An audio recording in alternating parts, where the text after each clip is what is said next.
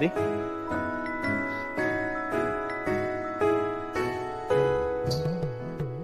सीसा खेळूया सर. काय? नाही, मुलांसाठी म्हणतोय मी. आपण नाही काही.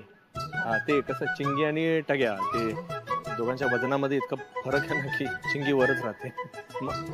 मी म्हणत होतो की एकावर तू चिंगीला घेऊन आणि मी एकावर टग्याला घेऊन, त्यांना पण ते सीसोचा आनंद घेता येईल ना. मग ते व्यवस्थित बॅलन्स. आनंदी, मगाशी मी खूप बोललो आपल्या हनीमून विषयी.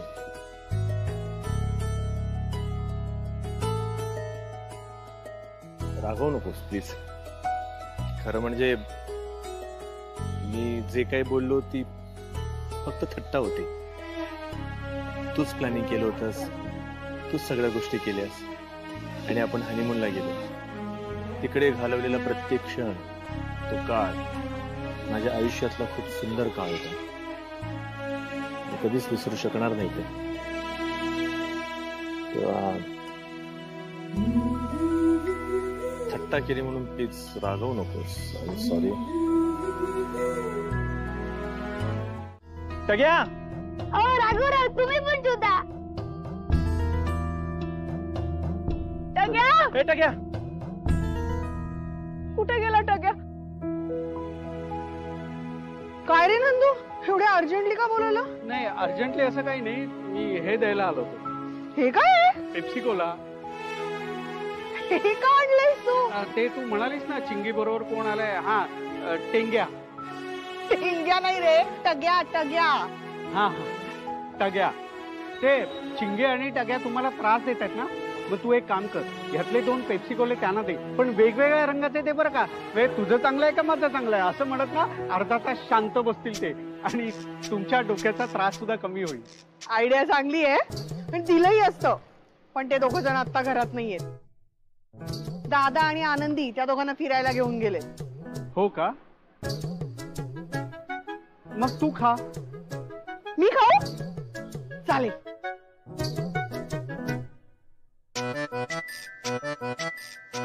मे बी मला ऑरेंज फ्लेवर. ऑरेंज.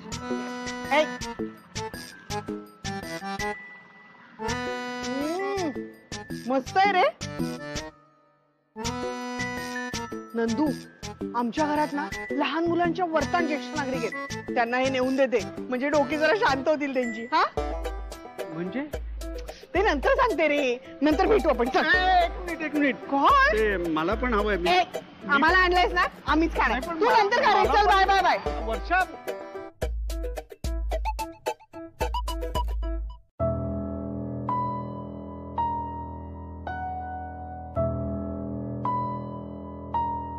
औषध खाऊन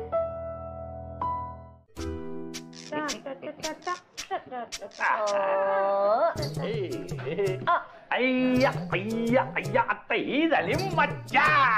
कसली मज्जा? तुमच्याकडे इस्पिकचं पान नाहीये? तुम्ही का हुकूम टाकलात? इस्पिकचं पान असताना बघा आता हुकूम टाकलात. तुम्ही असं चिटिंग नका करू. काय माहिती मालतीताई, आता माझे 4 हात झाले, स्वतःचे 2च हात झाले. जळ कुकडे चिटिंग करताय तुम्ही. बोला ना. अरे हो, तुमचं काय चाललंय हो? अगं तू गप्प, यांना नियमच कळत नाही. मला नियम नका शिकू. सुलक्षणा करण्यातला नियम नाही शिकवायचे. त्यांच्याकडे आहे इस्पिकचं पान. तुम्ही चिडता म्हणजे तुम्ही रडता. रडताय दिसतंय. कोण रडतंय ते बघा. बघा दिसतंय ना, कोण रडतंय ते, कोण चिडतंय ते बघतोय ना.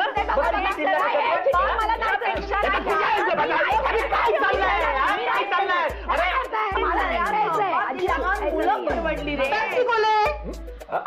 पेप्सी कोला थंड व्हाल जरा. घ्या घ्या. अंगावर सांडा नाही ग. बघा, प्लास्टिक घालाल घशामध्ये.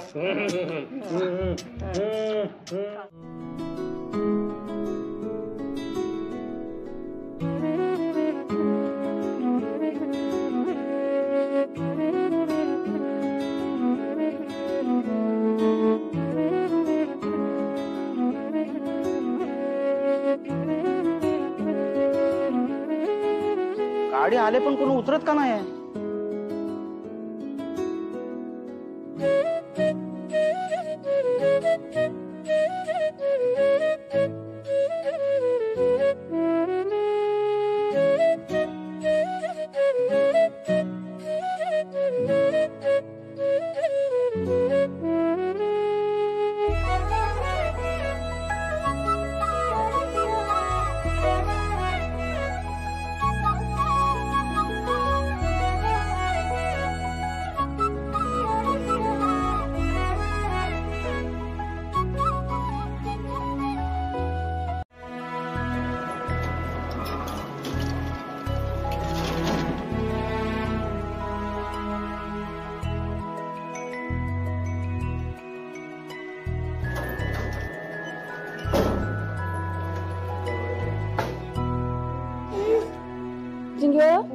उठलीये मी.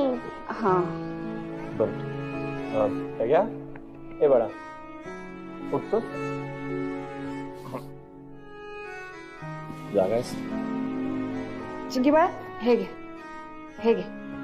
उठलीस ना तू आता, जा मग आता घरात. हा पण आई तू चल ना ग घरी. आता उठलात ना तुम्ही दोघं, मग जा बरं झोपा, दमलायत दोघही. पण का तुला खालती यायचं आनंदी? टग्या तुला नाही कळणार बाळा, जा तुम्ही, मी नाही येऊ शकत. गो आनंदी, एवढं पण तुझं प्रेम नाही आमच्यावर? तू एक दिवस आमच्यावर राहू शकत नाही? नक्की काय झालं एवढं तू येत नाही असते? टग्या अरे मला खाली जावं लागेल बाळा. खाली तर आहे मी, तुला वाटलं तेव्हा ये मला भेटायला. आता येतोस का माझ्यासोबत झोपायला? नाही, त्याला नाही घेऊन जायचं. आधीच तो इतक्या दिवसांनी आलाय, त्यापेक्षा तूच राहा ना घरात. हे बघा तुम्ही दोघांनी हट्ट नाही करायचाय, शहाणी मुलं आहेत ना. मला माफ करा, मला जावं लागेल खाली.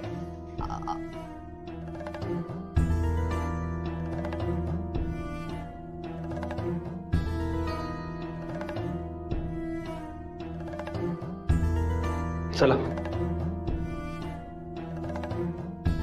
अरे खाणार नाही, पिणार नाही, आनंदी घरात आल्याशिवाय उपोषण सोडणार नाही.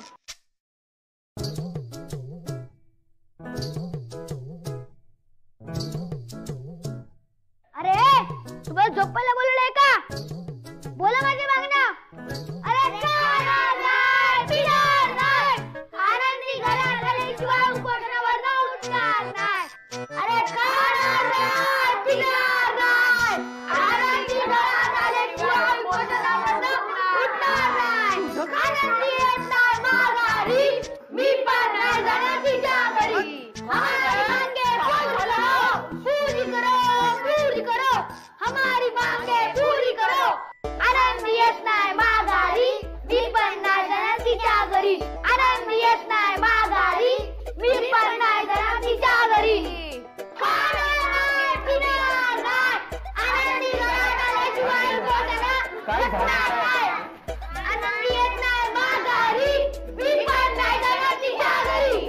आनंदी येत नाही माघारी, मी पण नाही जाणार तिच्या घरी. हमारी मांगे पूरी करो, पूरी करो. काय करतोय बाई? बरं झालं तू आलीस, बघ आता काय ते. अरे हमारी मांगे पूरी करो, पूरी करो. टग्या नको ना बाळा असं करूस. ए मुलांनो जा बरं आता घरी, भूक लागली असेल ना. हा आई बाबा वाट बघत असतील, भूक लागली असेल ना, जा. मी गावावरनं लाडू आणलो होतो, ते उपोषण झाल्यानंतर देणार. हमारी मांगे पूरी करो, पूरी करो, पूरी करो. हमारी मांगे पूरी करो, पूरी करो, पूरी करो.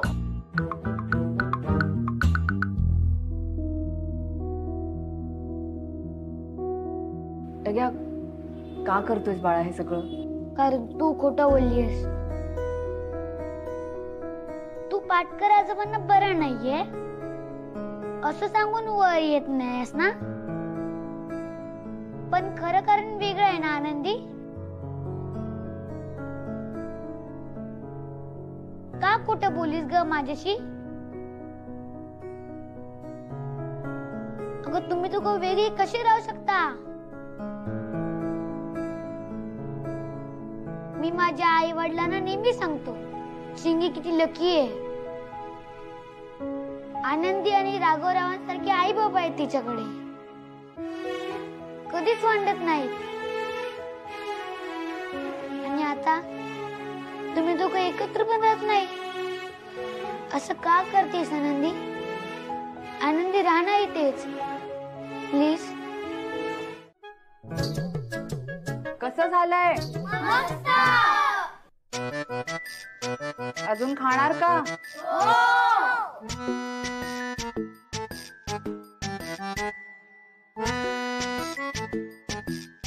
असं खायला मिळणार असेल ना, मग आपण रोज उपोषण करू.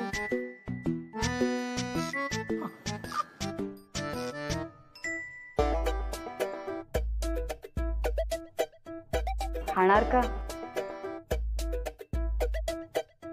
औषध खाऊन तुला एवढं सोपं वाटलं का आनंदी, की तू आमरस पुरी देशील आणि मी लगेच उपोषण सोडेल?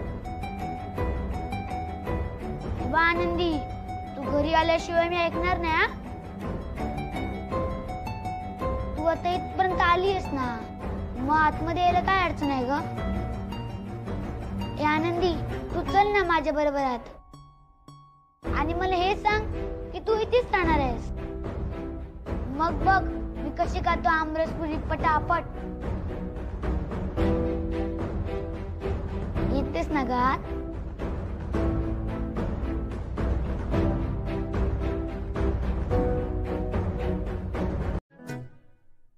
हे पण चालेल, काही हरकत नाही.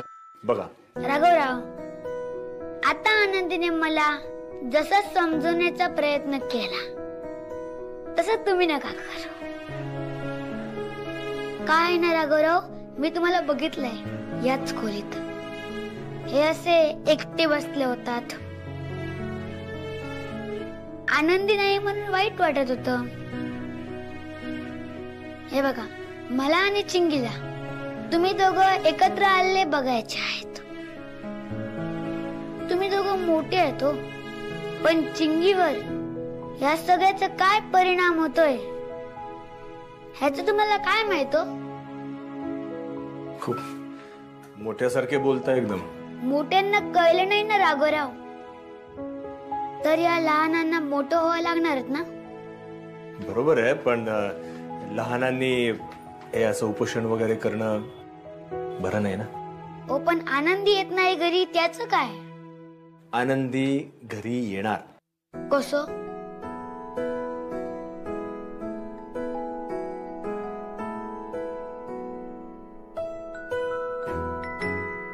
काय याव? मंगळसूत्र?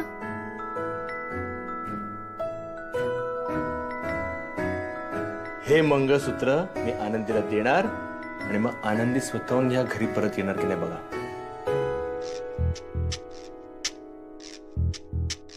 मंगळसूत्रासाठी बोलणं सोडणारी माझी आनंदी नाही राघवराव.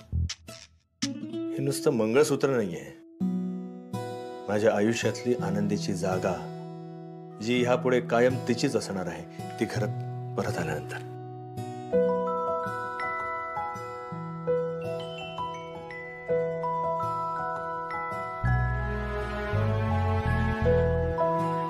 काय बोलता काय कळलं नाही मला. हे बघ, हे ठीक आहे, हे जाऊ दे. मी काय म्हणतो, हे असा हट्ट करून आनंदीला परत बोलवून घ्यायचं, ह्याला काय अर्थ आहे? आनंदीने या घरात येणं, ते तिच्या इच्छेने येणं, ह्याला जास्त महत्व आहे. तसंही आपल्या घरामध्ये एवढे प्रॉब्लेम्स चालू आहेत, त्यात परत चिंगीचे आजोबा, त्यांची तब्येत बरी नाहीये, म्हणून आनंदी तिकडे थांबणं पण गरजेचं आहे. हा, पण त्यांना एकदा बरं वाटलं ना, मग बघा, मी स्वतः माझ्या हाताने हे मंगळसूत्र आनंदीला देईन आणि आनंदी स्वतः या घरी परतते की नाही बघा.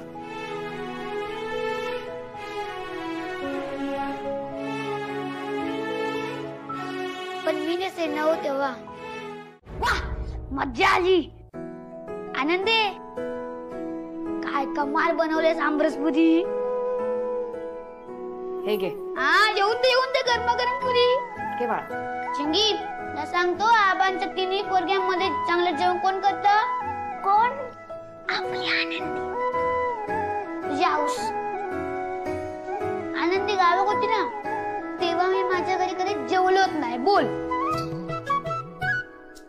वय ना आनंदी. हो बाळा, पण टग्या हा ताई पण मच्छीचं कालवण काय कमाल करते रे. हो हो, पण तुझे एवढं चांगलं म्हणत येत नाही तुला.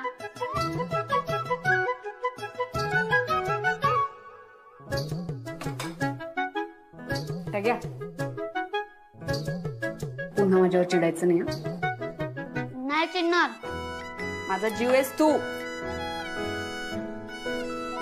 आणि तू पण.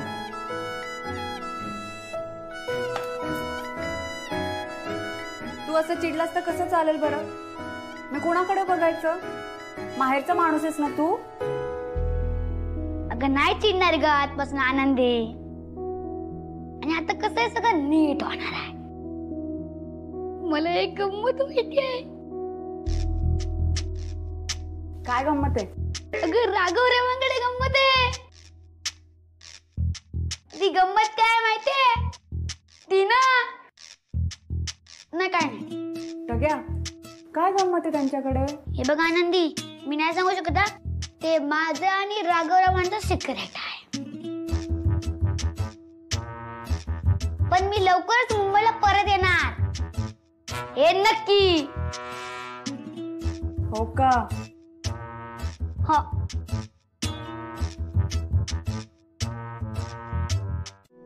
देवा सगळं नीट होऊ दे रे बाबा. माझ्या पोरीच्या मागची सगळी इडापिडा दूर होऊ दे. आणि राघवला सगळं आठवू दे हा कोर्टामध्ये. म्हणजे काय ते कलम बिलम असतात ना, कुठे असं खंड नको पडायला. असं पटापट पटापट. काय चाललंय तुझं? हा ऐक सांगते देवाला वर्षा, तुला मी सांगते अजिबात काळजी करू नको हा बाळा. हे बघ मी ना देवाला सगळं सांगितलंय. म्हणजे तुला आता काहीच काळजी करायची गरज नाही. सगळं व्यवस्थित होणार बाळा तुझं. हा सोनू आई हे बघ, ऐक ऐक ऐक ऐक हे बघ, माझा जेवढा देवावर विश्वास आहे ना तेवढाच विश्वास माझ्या दादावर आहे. त्यामुळे मला माहिती आहे सगळं चांगलं होईल. मोठी बहीण आली. माझा नाही का विश्वास माझ्या पोरावर? हा राघवा, अरे राजा, आज केस आहे ना माझ्या राजाची. आई का सकाळपासून वाट बघताय तुम्ही?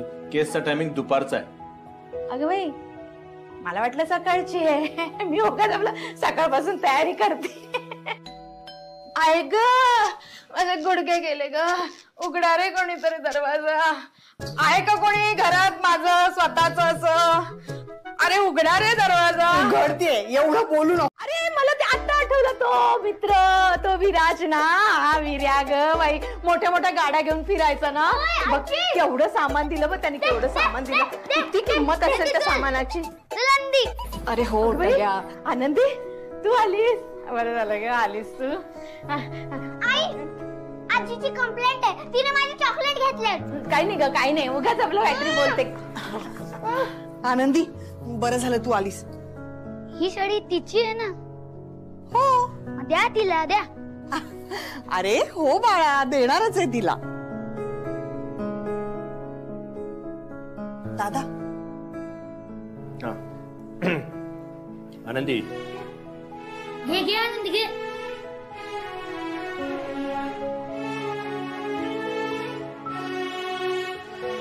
अहो साडीसाठी नाही आले मी इथे. वर्षा त्यांच्या केसचा पहिला दिवस आहे. तुम्ही निघणार आहात ना, मला पण यायचंय तुमच्यासोबत म्हणून आले. नाही, बरोबर आहे. साडी मी जरी दिली असली तरी माझ्याकडून नाही येते. ते काल कोर्टामध्ये माझा एक खूप जुना मित्र भेटला बऱ्याच वर्षांनी. त्याने काही भेटवस्तू पाठवल्यात, त्यामध्ये तुझ्यासाठी साडी सुद्धा पाठवली. असा कोण मित्र आहे जो मला ओळखतो? ना ओळख ना पाळख, साडी कशाला पाठवली? मला सुद्धा तोच प्रश्न पडलाय, पण काय माहिती त्याला वाटलं असेल भेटवस्तू द्यावी, त्याने पाठवली. रमाताईंसाठी असेल. नाही, रमा गेल्याचं त्याला चांगलं माहिती आहे. तुलाच पाठवले त्याने.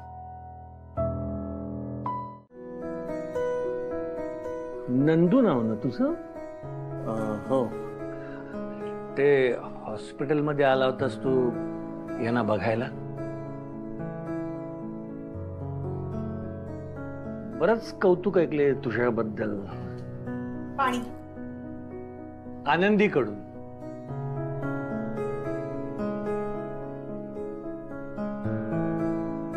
राहायला कुठे? गोविंद नगर. हो का? वा, छान.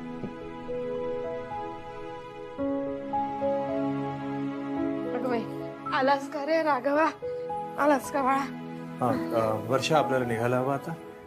हो मी पर्स घेऊन हो ये घेऊन मी आलेच.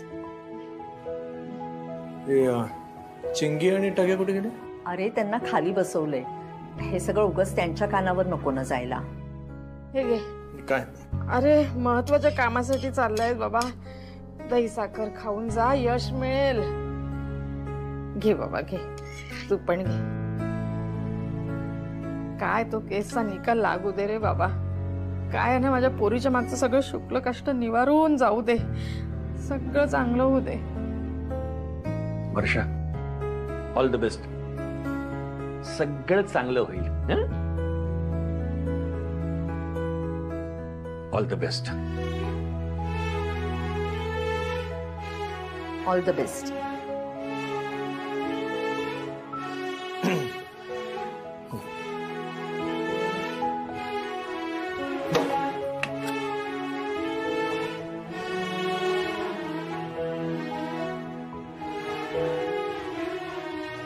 येतो. येतो. हा ये. All the best go by. हो.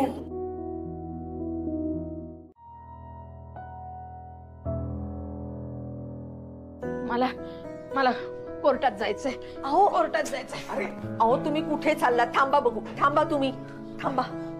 अहो तुम्ही कोर्टात जाऊन काय करणार आहात? काय करणार म्हणजे? अहो तिथलं सगळं वातावरण बघून माझी पोरगी बावरेल हो. तिला धीर नको द्यायला. मला जायला हवं. बाजूला व्हा. पण तिकडे आनंदी आहे, राघव आहे आणि कोणतो? अहो तो नंदू सुद्धा आहे तिथे. आणि हे बघा टग्या आणि चिंगी आता खाली खेळायला गेलेत. ते वर आल्यावर विचारतील आजी कुठे. मी काय उत्तर देऊ ते मला माहित नाही. तुम्ही चला. नाही, तुम्ही नाही. ऐका मला नाही सुलक्षणा काय ताई, करायचं. तुम्ही अहो, शांत सोडा व्हा. मला. तुम्ही या बसा. सावकाश सावकाश. पाय दुखेल तुमचा. बसा सावकाश. अहो माझा जीव नाही राहत आहे हो. कसलं वातावरण असतं तिथे. तो वकील कसं मोठमोठ्याने बोलत असतात. काय काय काय काय आरोप करत असतात. तो कोणतरी तो जज असतो तो ऑर्डर करत असतो. ते पोलीस मोठमोठ्याने आवाज करत असतात. माझी पोरगी बावरून जाईल हो. गोंधळात पडेल. तिला सवय नाही ना अशा वातावरणाची हो. म्हणून सांगते मला जाऊ द्या. मला जाऊ द्या ना. कुणी सांगितलं तुम्हाला हे सगळं ना तुम्ही सिनेमातल्या कोर्टात बघितलं असेल. खरं कोर्टात असं काही नसतं हो. आणि शिवाय ते फॅमिली कोर्ट आहे. कसंही असेल पण आई म्हणून भीती वाटते ना. ऐका ऐका जरा. तुम्हाला जायचंय ना मग ठीक आहे आपण जाऊया तिकडे. कुणीही कुठेही जायचं नाहीये. माझा राघव राग आहे खरंय. पण तरी सुद्धा मला खात्री आहे की राघव त्याच्या बहिणीला न्याय मिळवून देईल म्हणजे देईलच. त्यापेक्षा तुम्ही देवासमोर उभे राहा, हात जोडा आणि त्याला प्रार्थना करा.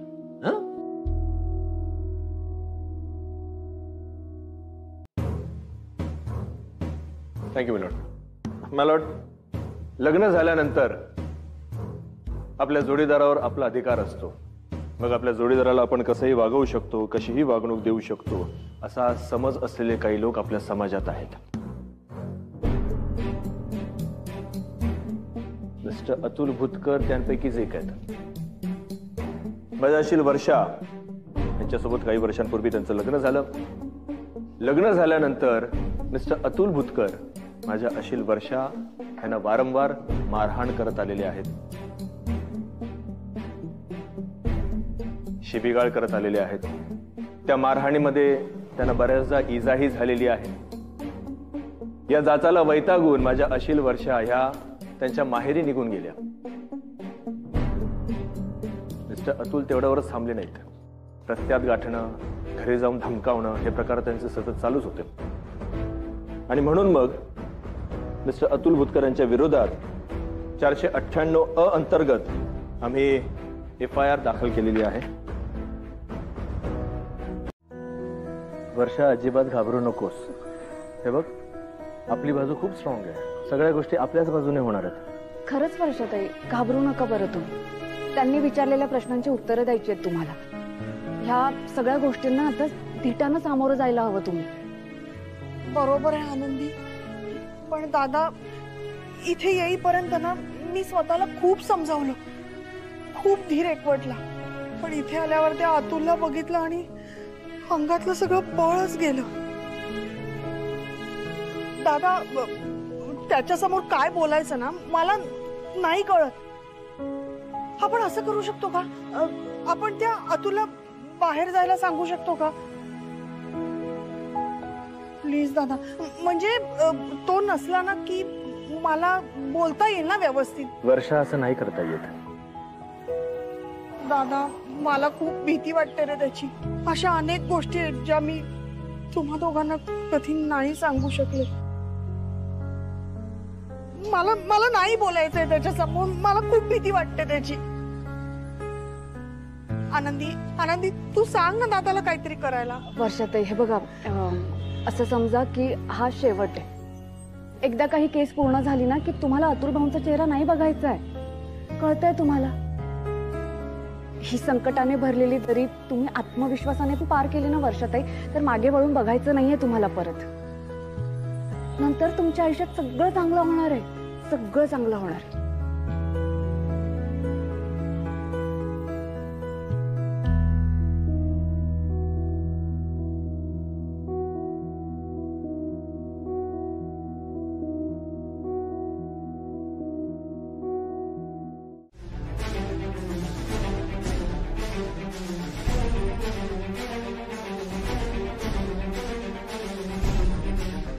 म्हणजे तिचं कामाचं ठिकाण माहितीये तुम्हाला? तुम्हाला मी आता पत्ता नाही का सांगितला? हा असा पुतळा आहे, तिथून राहील. जाऊया आतमध्ये. विराज, ब्रेक टाइम ओव्हर होत आलाय. येस, मी आया. या या.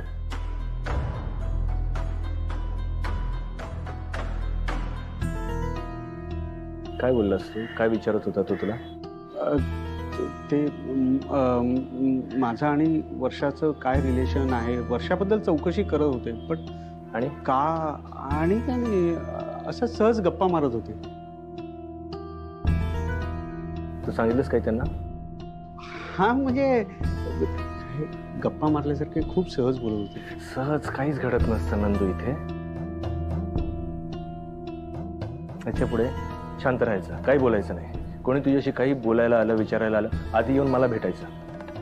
अजिबात काही कोणाशी बोलायचं नाही. बरं. येस. तुम्ही खूप मोठे वकील आहात असं ऐकलंय मी. पण काय हो, वाटेल ते बोलता तुम्ही. वहिनी, तुमच्याशी बोलते. तुमच्या बोलण्यानं समोरच्याला काय त्रास होऊ शकतो याची कल्पना आहे तुम्हाला? तुम्ही जे आरोप करताय ना, काय म्हणालात तुम्ही? लफडा.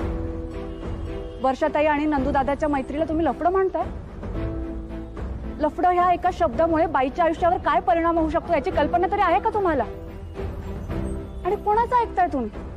कोणावर विश्वास ठेवताय? ह्या नालायक माणसावर? ह्याच्यामुळे वर्षाताईंना किती त्रास झाला याची कल्पना आहे तुम्हाला? खूप त्रासातून गेल्यात त्या. मारायचा हा माणूस तिला. हे बघा, त्या बाईला ना ह्या माणसामुळे आयुष्य नकोसं झालं होतं. मला थोडं बोलू नाही, माझं ऐका तुम्ही. तुम्ही ते काय फोटो दाखवले, व्हिडिओ दाखवून बाईवर तुम्ही आरोप करू शकता असं वाटतंय तुम्हाला? थोडी तरी माणुसकी दाखवा. माणुसकी ना त्या नंदूदादांनी दाखवली. वर्षाताईंना आधार द्यायला आलेत ते. तुमचं काय? तुमच्यामुळे वर्षाताईंना पायरी चढावी लागली कोर्टाची. तुझ्या बहिणीला कसा बोलला तो वकील, आणि तू काय ऐकून घेतलंस? हा, सगळ्या जगाच्या पाठीशी उभा राहतोस ना, त्यांना न्याय द्यायला जातोस ना. बहिणीला न्याय नाही देता आला तुला?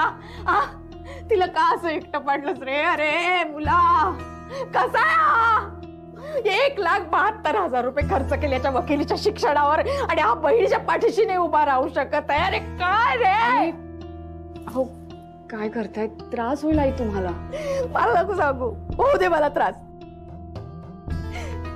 मी मोठं मर्डर केस जिंकलो म्हणे आई. वा, साध्या बहिणीची घटस्फोटाची केस नाही जिंकता आली याला. ठेवलं तिला असं कुठेतरी, पाठवून दिलं. कुठे गेली असेल माझी लेक कुणाच ठाऊक.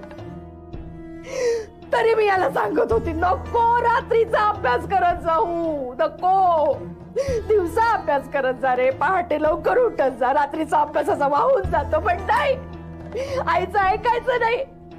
आईला अक्कलच नाही, आई मूर्ख.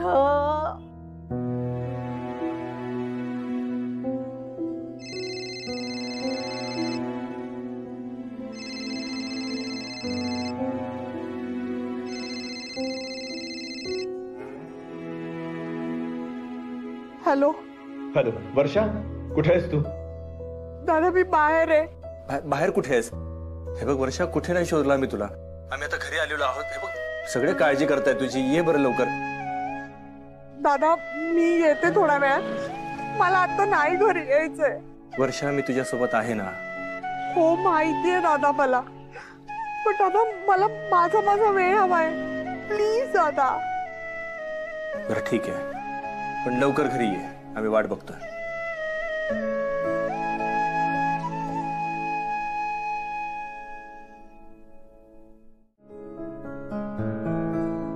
आनंदी,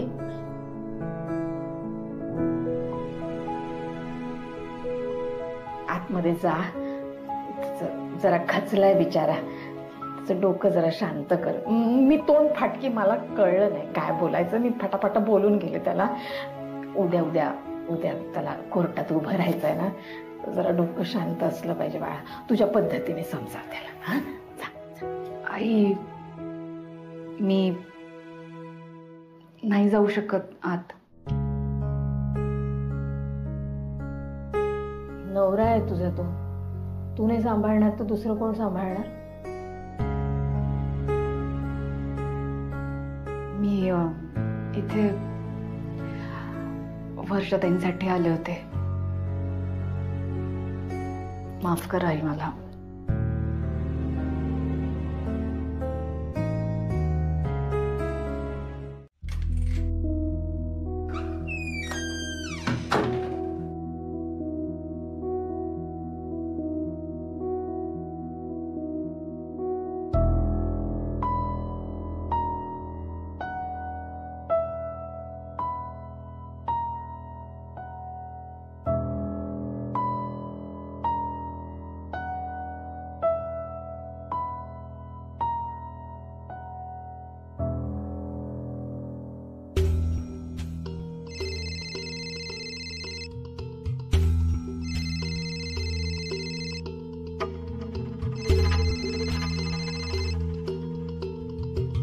अरे वा, चक्क इतक्या दिवसांनी नवऱ्याची आठवण आली.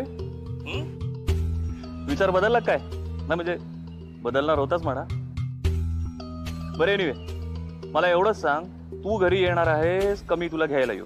नीच माणसा, कोर्टात केलास तेवढा नीचपणा पुरे नाही झाला का रे तुला? तुला काय वाटलं तू केस जिंकलास? आता बघ उद्या माझा दादा कशी वाट लावतो तुझी कोर्टात. ते तू जे जे काही लपवलंयस ना ते उद्या सगळं बाहेर निघणार आहे. तुझा इतिहास, तुझी कुंडली सगळं बाहेर निघणार आहे. उद्या तू केस हरलाच म्हणून समज.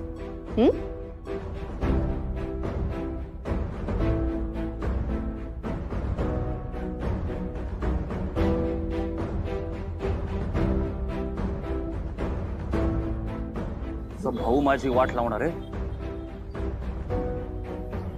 आजपर्यंत फक्त अतुलचा राग बघितलायस तू. राघवा, ए राघवा. आलो आलो. नाही तू नको येऊ. मी चालले. कुठली नेसू? काळी आणि पांढरी साडी. कुठे चाललीस तू? आणि ते कोर्टात काळं किंवा पांढरच घालायचं असतं ना. मग मी त्या काळी आणि पांढरी साडी निवडली. सांग यातली कुठली? आई, ते रंगाचे नियम असतात ना, ते आम्हा वकिलांसाठी असतात, तुमच्यासाठी नाही. आता वर्षा आणि आनंदी आल्या होत्या, त्याने काही असं काही घालून आल्या होत्या का? नाही ना? बघितलंस ना तू? आणि एवढं काल मला बडबडलीस वकील म्हणून. वकिलाची आई तू, इतकी वर्ष झाले पाहतेस. एवढी साधी सोपी गोष्ट तुला कळू नये आई? काय मी काय वकिलाची परीक्षा दिली का? आणि उत्साहाच्या भरात होत रे. आता उत्साह दाटून आला. वर्षा कुठे? दादा तयार आहे. ए वर्षा, हे बघ, अजिबात काळजी करायची नाही. आज मी येते कोर्टात. काय तू कशाला येतेस? दादा येतोय, आनंदी येते. तुझी काय गरज आहे कोर्टात यायची? ते आलेत ना, आता मला येऊ दे. मला पण बघू देत ना. तो कोण अतुल मोठा बोलतोय ना, आणि तो वकील. त्याचा युक्तिवाद मला ऐकू दे, कसा काय बोलतोय ते.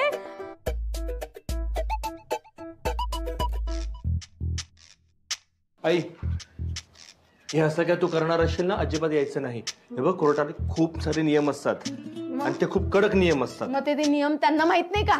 ते कसे बोलले अद्वा तद्वा? त्यांना नाही कळत नियम फक्त आपल्यासाठी आहे. तू आज नको येऊस, तुझं रूपच भयंकर आहे. ए बाबा असं नको करू ना रे राघवा.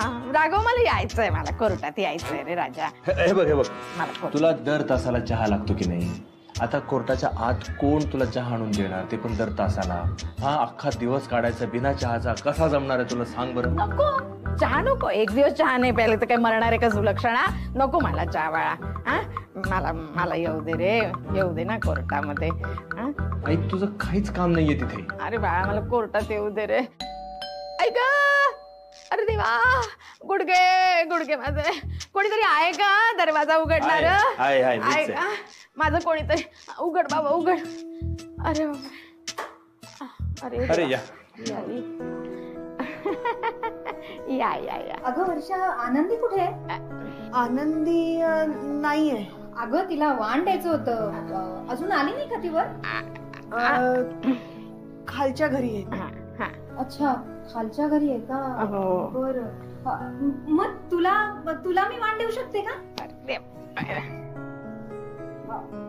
वहिनी, मला ना खरं काही सुचतच नाहीये काय करावं ते. का?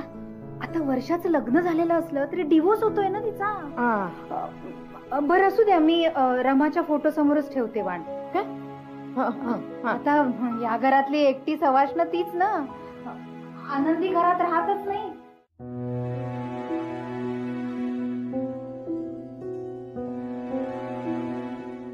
आई, छान दिसताय ना तुम्ही. काय झालंय आनंदी? कुठे काय झालंय आई, काहीच झालेलं नाहीये. मला आई म्हणतेस ना, मग मला काही कळणार नाही असं का वाटतं तुला? चल, तू लवकर तयारी कर, आपण पूजा करून घेऊया. आई, पूजा तर करायचीच आहे मला, पण बघा ना, आमच्या दोघांच्या नात्याचं हसू होऊन बसलंय. मी पुन्हा पुन्हा ह्यांच्यात जीव गुंतवते आणि पुन्हा पुन्हा ह्या सगळ्या. तरी तुझं राघववर खूप प्रेम आहे. हो, आणि तुला जर राघवसाठी पूजा करायची आहे ना, तर तू नक्की कर. कोण काय म्हणेल याचा अजिबात विचार करू नकोस. चल, तू तयारी कर, आपण पूजा करून घेऊया. आई, सोड रे, हळू आई, हळू आई, हळू हळू पायरी आहे, हळू आई. ठीक आहे. विराज इनामदार. अरे काकू, तुम्ही आज कोर्टात? बरं वाटलं तुम्हाला बघून. तसंही मी तुम्हाला भेटायला घरी येणारच होतो एकदा. काही गरज नाहीये, घरी बरी येण्याची काही गरज नाहीये. हा फुकटचा चांगुलपणा दाखवतोय, खोटा आहे तो. माझ्या पोरीबद्दल वाईट साईट बोललास ना कोर्टामध्ये, काही वाटलं नाही तुला? हा, हे अशी चॉकलेटची आमिष कोणाला दाखवतोस? तुला काय वाटलं आम्ही चॉकलेट खाल्ली नाही आयुष्यात? अरे आमचे शेजारी रोज दुबईला जातात येतात, हे मोठी मोठी चॉकलेट घेऊन येतात. कोणाला कौतुक सांगतोयस? हे घे तुझं चॉकलेट घे. हा, काय करता? प्रेमाने दिलंय. प्रेम. ठीक आहे. निलेश, तो क्लायंट कुठे, कधी बोलावलं होतं त्याला? बघतो सर, प्लीज. आई आई आई, चल इकडे.